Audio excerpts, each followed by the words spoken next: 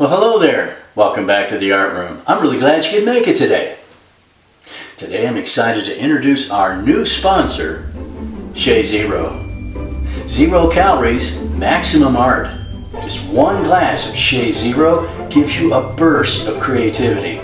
You'll have an instant flash of imagination, more drawing ability, and increased insight in all your art projects.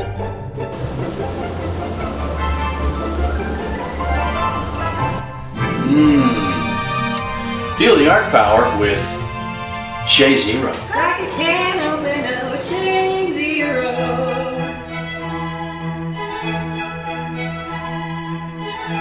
Hey, so welcome back to the Art Room for our drawing lesson about glassware. Just from a personal note, this lesson changed my whole attitude towards art in about the 7th grade. That's about when we did it back in middle school. And I came home that day and for weeks and weeks just wanted to draw glass objects and shiny objects. It really was kind of transformative for me. So really what we have here is just that drinking goblet from the Shay Zero commercial. And I'm going to start with a white colored pencil on some black paper. And we'll just get a basic feel for what this goblet looks like as I sketch very lightly with my white pencil. And this is kind of an important part because we're going to flesh out our drinking goblet here and just lay down some lines. Crayola color pencil will erase with a regular art room eraser if you don't bear down too hard. So at this point what we're trying to do is stay nice and light, get an idea for where this goblet is, whatever it's holding. Ours is going to be empty though, so we'll make that little round part there. There's kind of a cool little cut glass area in the goblet. And then we'll move down into the base of the goblet. I'm just sketching here very lightly, trying to get an idea of where things are going to be, and using basic shapes where I can, like the oval of that base there, and just kind of fleshing things out for our neat little drawing here. So this lesson is really all about noticing things, and I think that's what it teaches so well. And I'm going to show you what I mean by that. So with my white colored pencil, do you see that little spot on the goblet that we're going to copy? Let me just touch on it here. I'll identify it right there. Can you see that spot? We just drew that in. It's right there. I don't have to make it up. Here's another spot that I'm looking at on our goblet that I'm going to put in right there. And I see another line here, another reflective line, probably the window or something behind me. Another little reflective spot. Are you noticing it? Yeah. Here's another line I'm seeing on the right hand side of the goblet that I'm just going to fill in right there. Oops. And a cool little shiny area there. I have no idea what it is. I'm just going to copy it as I see it, and that's the key to this lesson. Draw only what you see. Don't draw what you think you see or should be there. Just draw what you see, like these random reflective areas down towards the bottom. And I don't know what they are or where they are, but I know that as an artist, I want to include that detail in my goblet here. So here's another little shiny spot that I'm looking at. Cool little white reflective area there. You see that? Yep.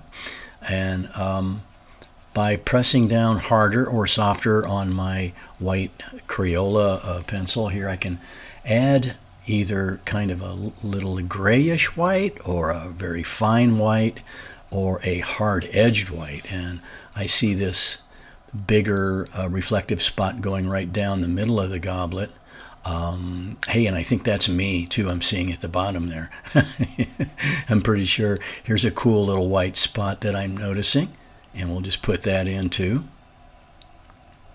It's all about drawing what you see and nothing else. Don't draw it if you don't see it. If you see it, try to include it.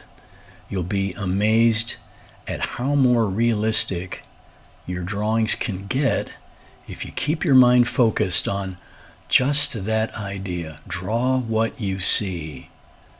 And I'm working my way around here on the right-hand side. Little details, little flecks of shaded areas. I'm going down here, kind of working that sort of kind of a grayish area, I guess you could say. And I like to jump around a little bit if I get an idea, or maybe I'm really passionate about adding like a little spot, like right there on the left, that little reflective spot, and just taking it one step at a time, looking at what details are there. And this is kind of a tricky little spot here.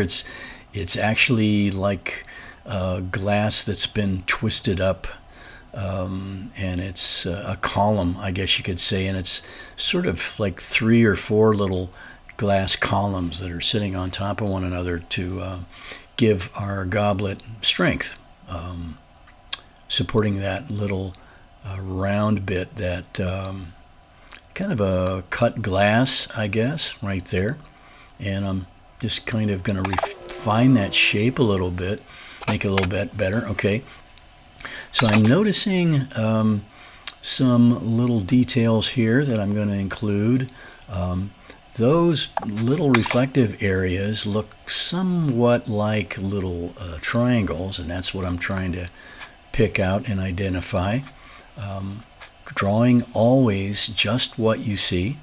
It may not even make sense that you're drawing these little bits until you step back and you think, aha, that's why I needed that little reflecting spot there. It was important into the look of the goblet and all the reflective surfaces, these little triangular shapes that I'm seeing here. Trying to include those too. Working it back and forth. Of course, I'm going very, very fast here to show you. This is actually about 2 times faster than I drew it. So don't feel like you're falling behind or anything. I'm just trying to give you some great ideas about how to draw things like this. Draw what you see. I'm seeing these little reflective parts that form into the base of the goblet, and I think I need to change that shape a bit. Yeah, that's better, and flatten that out. I'm seeing a kind of a neat little jaggedy white area. You see that? Yep. I'm going to include that too, and some little white reflective areas on the side. Hey, it's starting to look like a goblet, don't you think? It's almost like magic, actually, when you draw this way. You're including all these little details. So no matter what you're drawing at home, hopefully a shiny object, or maybe a drinking glass or something, this will help you, as I'm doing, just really picking out details that are important, things that I see that I can include in my drawing. Let's see, let's go back up to the top here, and I've got a lot of they're layers. They're like places that are working their way down the outside surface of the goblet, and they're way back in the room I'm sitting in. They could be curtains, or they could be places on the wall that are reflecting back. It's kind of a sunny day today, so there's a spot I forgot. Trying to identify it. Hey, you won't always be perfect, but try to hit most of the details you see. Let's make that a little sharper and brighter there. Okay, and that's actually my head right there, I think.